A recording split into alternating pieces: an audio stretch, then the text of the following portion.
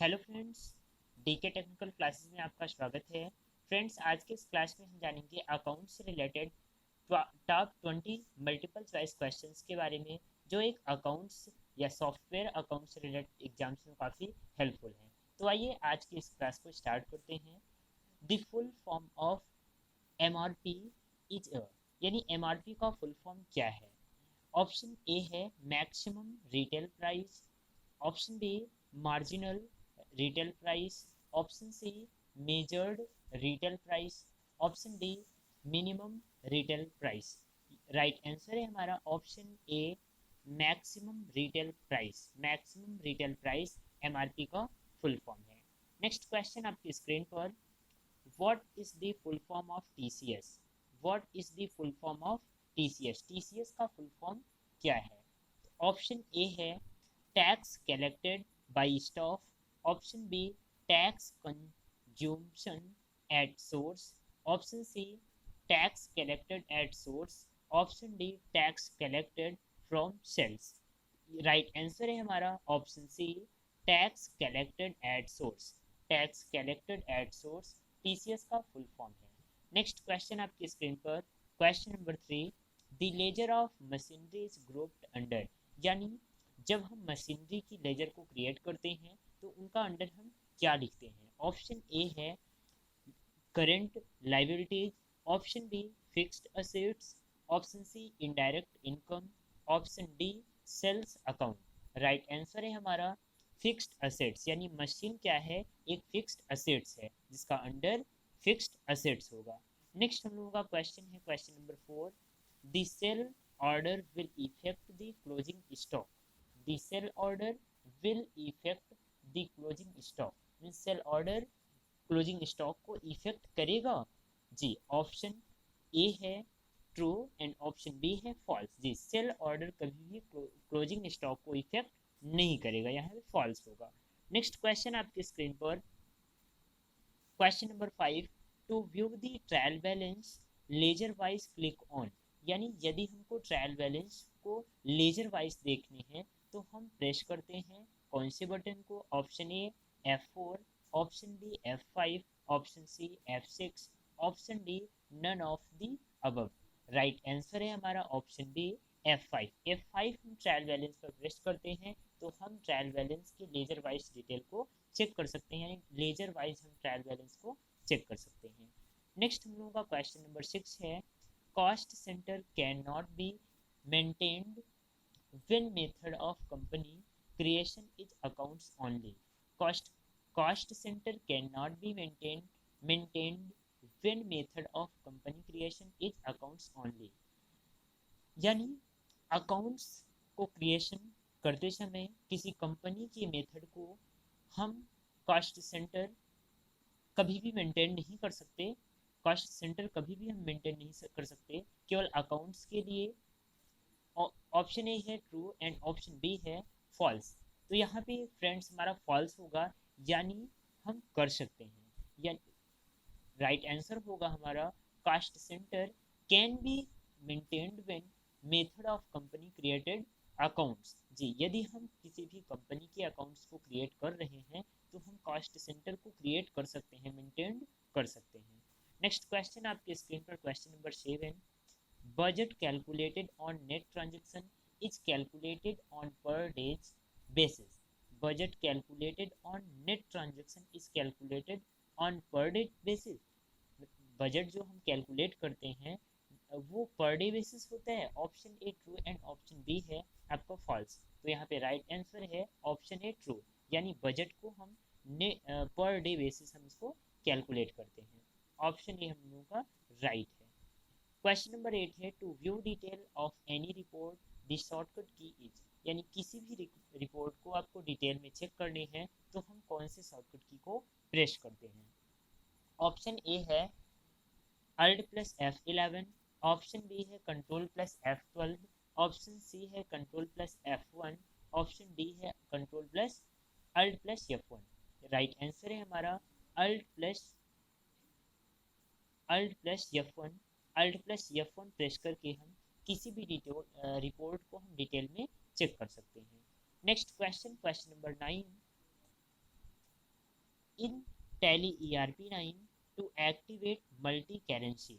यदि हमको tally ERP9 पे हमको मल्टी करेंसी एक्टिवेट करनी है तो कौन सी शॉर्टकट की को हम प्रेस करते हैं? ऑप्शन ए है F11, option B F12, option C account info, voucher type and currencies, option D है none of above. Right answer है हमारा F11, यानी F11 से हम किसी भी टैली ERP9 पर हम मल्टी करेंसी को एक्टिवेट कर सकते हैं। यहाँ पे आपको क्रिएशन नहीं पूछ रहा है, सबसे पहले एक्टिवेशन पूछ रहा है। किसी भी मल्टी करेंसी को हम जब टैली ERP9 को ओपन करते हैं तो हम फीचर्स में जाके, यानी कंपनी के फीचर्स में जाके हम वहाँ पे मल्टी करेंसी को एक्टिवेट मोड में करते हैं। क्वेश्चन नंबर 10 है the quantity column can inter during POS invoicing through configuration. The quantity column can enter during POS invoice through configure।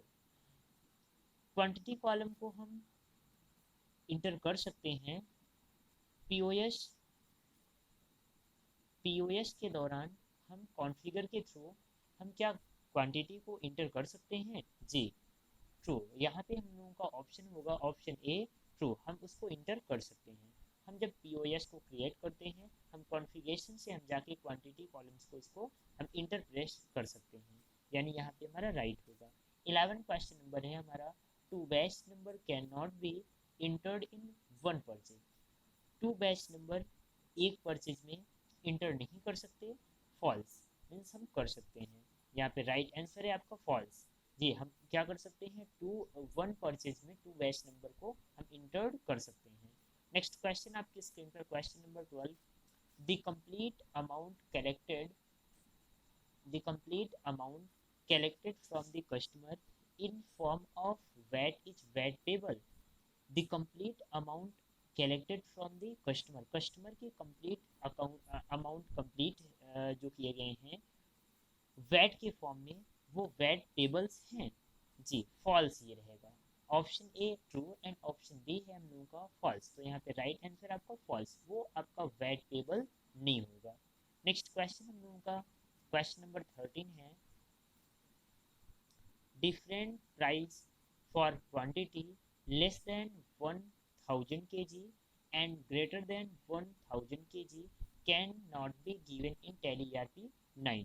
different price for quantity less than 1000 kg and greater than 1000 kg can not be given in Tally ERP9। जी यहाँ पे हम लोगों का first होगा, हम ऐसे quantities को दे सकते हैं। नेक्स्ट क्वेश्चन हम लोगों का होगा 14 क्वेश्चन है reversing general is an optional voucher. Reversing general एक ऑप्शनल वाउचर है। जी रिवर्सिंग जनरल एक ऑप्शनल वाउचर है, यहाँ पे हम लोगों का राइट आंसर ट्रू होगा। नेक्स्ट क्वेश्चन नंबर है हम लोगों का 15, to view the report of goods delivered to the customers but not issue। to view the report of goods यानी goods delivered के रिपोर्ट्स को हमको चेक करने हैं जो कस्टमर को इश्यू नहीं किए गए हैं। यहाँ पे कुछ आपको पाथवे दिए गए हैं, जैसे ऑप्शन ए है gateway of Tally display statement of account sale bill pending, option A था। Option B gateway of Tally display statement of inventory sales bill pending, option C है gateway of Tally display account book sales register, option D है none of above है। तो right answer है option number B gateway of Tally statement of account display statement of inventory sales bill pending, यानी यहाँ पे option number B हमारा right है। Next question हुआ question number 16, bank reconciliation can not be done for a company created with the method account only। bank reconciliation cannot be done for a company created with the method account only। केवल एक accounts के लिए bank reconciliation create नहीं किया जा सकता। Option यहाँ पे जो राइट है हम लोगों का फॉल्स, किया जा सकता है। अकाउंट्स के लिए, किसी कंपनी के अकाउंट्स के लिए भी बैंक रिकॉन्सिलेशन मेंटेन किया जा सकता है। नेक्स्ट क्वेश्चन नंबर 17 है हम लोगों का which step are followed to create stock groups. निम्न में से कौन से स्टेप को हम एक्सेप्ट करते हैं किसी स्टॉक ग्रुप को क्रिएट करने के लिए? ऑप्शन ए है gateway of stock groups create. Option B है gateway of Tally, inventory voucher, stock groups create. Option C है gateway of Tally, inventory info, stock groups create. Option D है नन ऑफ दीज। तो यहाँ पे राइट आंसर है हम लोगों का option number C, gateway of Tally, inventory info, stock groups create. Option number C हम लोगों का राइट आंसर है। नेक्स्ट क्वेश्चन नंबर 18 है हमारा, for the first month, for the first month the simple interest and the compound interest calculated on the same। पहले month simple interest और compound interest क्या same होता है? जी ऑप्शन ए है true and option B false. जी हमारा true होगा, क्योंकि फर्स्ट मंथ में जो सिंपल इंटरेस्ट होता है उसका कैलकुलेशन और कंपाउंड इंटरेस्ट का कैलकुलेशन सेम होता है, इसलिए हमारा राइट आंसर है option number A true. 19 question number है, विच इज द शॉर्टकट की ऑफ स्टैचुअरी फीचर्स, यानी निम्न में से कौन सा एक स्टैचुअरी फीचर्स का शॉर्टकट की है? ऑप्शन ए है F1, option B F4, option C F2, option D है F3। राइट आंसर है हमारा F3, यानी F3 क्या है, एक स्टैचुअरी फीचर्स का शॉर्टकट की है, जिसे हम एक टैक्सेशन या स्टैचुअरी फीचर्स शॉर्टकट की के नाम से जानते हैं। Question number 20 and last question है हमारा, list of optional voucher we can get from, यानी हम ऑप्शनल वाउचर्स के लिस्ट को हम कहाँ से प्राप्त करते हैं, यानी प्राप्त कर सकते हैं। ऑप्शन ए है cash bank books, option B exceptional report, option C accounts book and option D है बैलेंस शीट। तो जो ऑप्शनल वाउचर होता है उसको हम, उस लिस्ट को हम एक्सेप्शनल रिपोर्ट से हम प्राप्त करते हैं। यहाँ पे राइट आंसर है हमारा ऑप्शन नंबर बी। तो फ्रेंड्स हमारा ये क्लास कैसा लगा प्लीज़ हमें कमेंट्स में बताइएगा। यदि आपको अच्छा लगा तो प्लीज़ लाइक भी कीजिएगा और अपने अदर फ्रेंड्स को भी शेयर कीजिएगा। Thank you.